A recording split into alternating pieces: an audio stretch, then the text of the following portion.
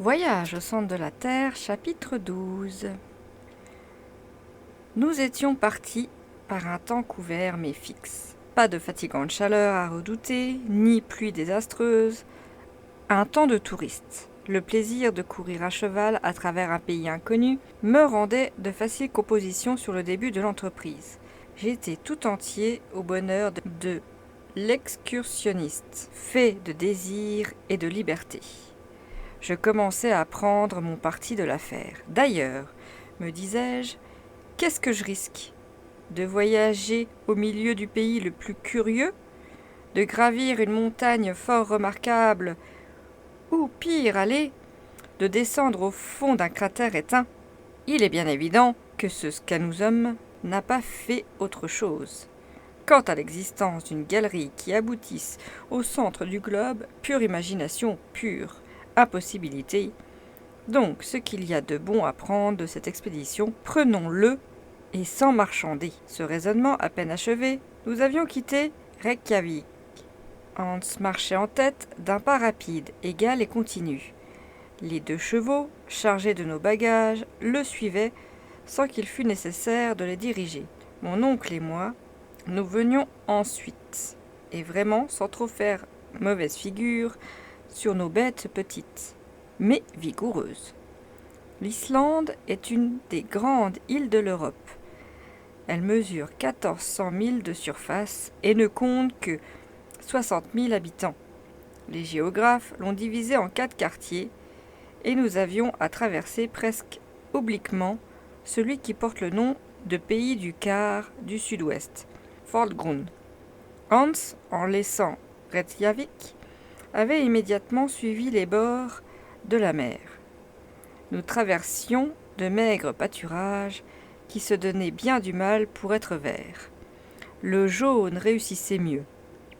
Les sommets rugueux des masses trachytiques s'estompaient à l'horizon dans les brumes de l'est. Par moments, quelques plaques de neige concentrant la lumière diffuse resplendissaient sur le versant des cimes éloignées. Certains pics, plus hardiment dressés, trouaient les nuages gris et réapparaissaient au-dessus des vapeurs mouvantes, semblables à des écueils émergés en plein ciel.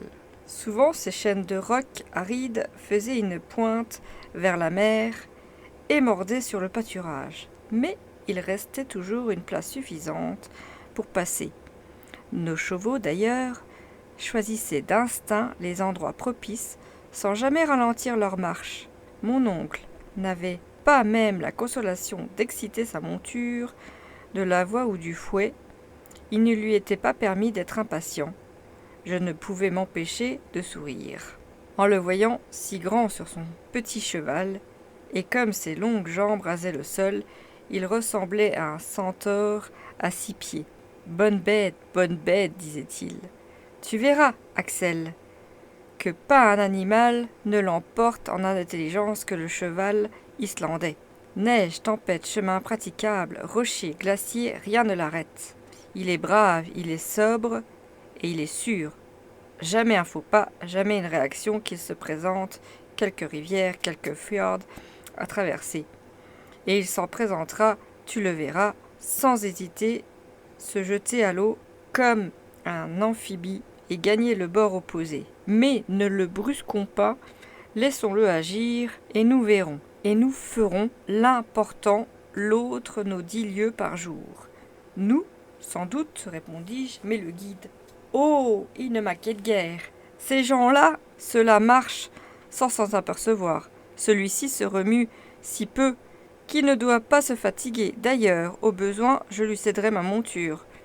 Les crampes me prendraient bientôt si je ne donnais pas quelques mouvements. Les bras vont bien, mais il faut songer aux jambes. Cependant, nous avancions d'un pas rapide. Le pays était déjà à peu près désert. Ça et là une ferme isolée, quelques boers solitaires, faits de bois, de terre et de morceaux de lave, apparaissaient comme un mendiant au bord d'un chemin creux. Ces huttes délabrées avaient l'air d'implorer la charité des passants. Et pour un peu, on leur eût fait l'aumône.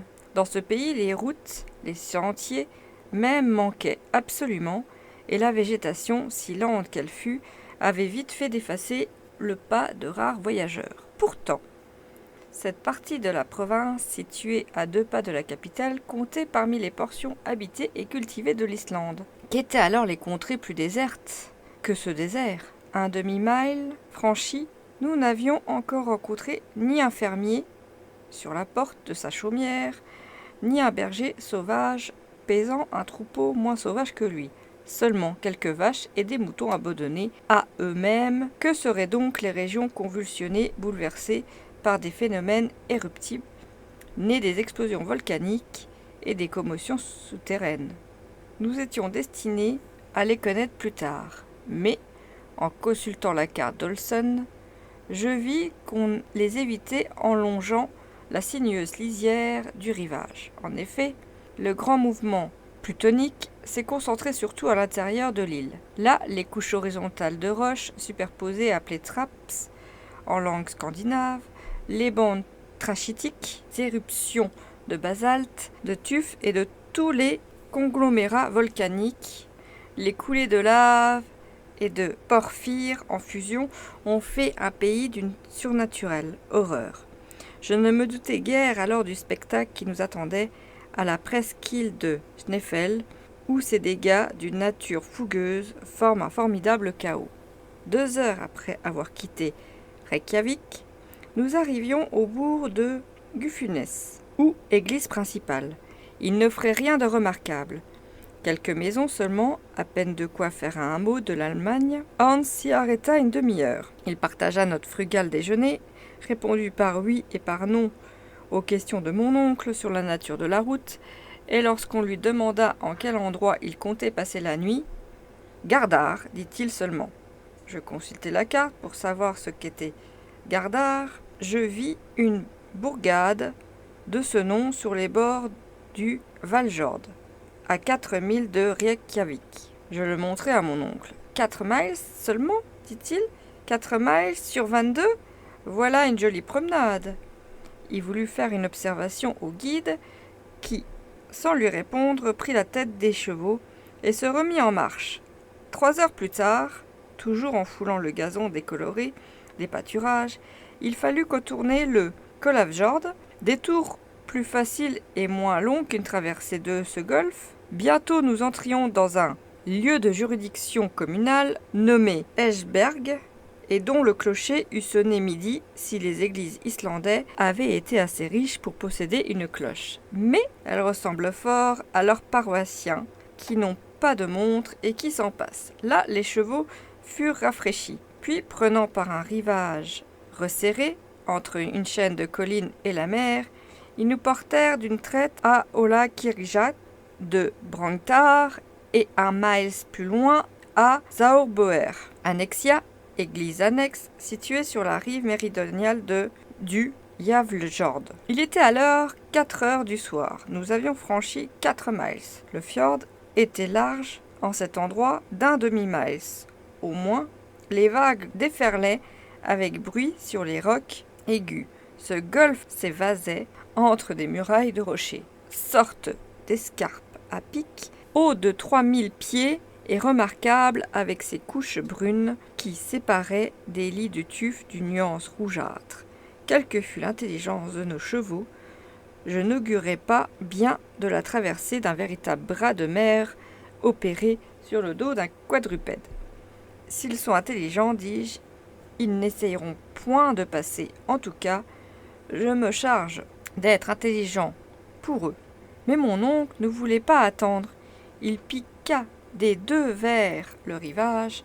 La monture vint flairer la dernière ondulation des vagues et s'arrêta. Mon oncle, qui avait son instinct à lui, la pressa d'avancer. Nouveau refus de l'animal, qui secoua la tête, alors jurons et coups de fouet, mais rua de la bête qui commença à désarçonner son cavalier. Enfin, le petit cheval, ployant ses jarrets, se retira des jambes du professeur et le laissa tout droit planté sur 2 pierres du rivage comme le colosse de Rhodes. « Ah, maudit animal !» s'écria le cavalier, subitement transformé en piéton et honteux comme un officier de cavalerie qui passerait fantassin. « Fardja !» fit le guide en lui touchant l'épaule. « Quoi, un bac ?»« Der !» répondit Hans en montrant un bateau. Oui, m'écriai-je, il y a un bac. Il fallait donc le dire, et bien en route. Tidvatten, reprit le guide. Que dit-il? Il dit marée, répondit mon oncle, en me traduisant le mot danois. Sans doute, il faut attendre la marée. Forbida? Demanda mon oncle. Ya, répondit Hans. Mon oncle frappa du pied, tandis que le cheval se dirigeait vers le bac. Je compris parfaitement la nécessité d'attendre un certain instant de la marée pour entreprendre la traversée du fjord. Celui où la mer arrivait à sa plus grande hauteur est étalé. Alors le flux et le reflux n'ont aucune action sensible et le bac ne risque pas d'être entraîné soit au fond du golfe, soit au fond de l'océan. L'instant favorable n'arriva qu'à 6 heures du soir. Mon oncle et moi, le guide, 2 passeurs et les 4 chevaux, nous avions pris place dans une sorte de barque plate assez fragile. Habitué que j'étais au bac à vapeur de l'Elbe, je trouvais les rames des bateliers un triste engin mécanique. Il fallut plus d'1 heure pour traverser le fjord. Mais enfin, le passage fut fait sans accident. Une demi-heure après, nous atteignions Aaual Kirkja de Gardar. Fin du chapitre 12.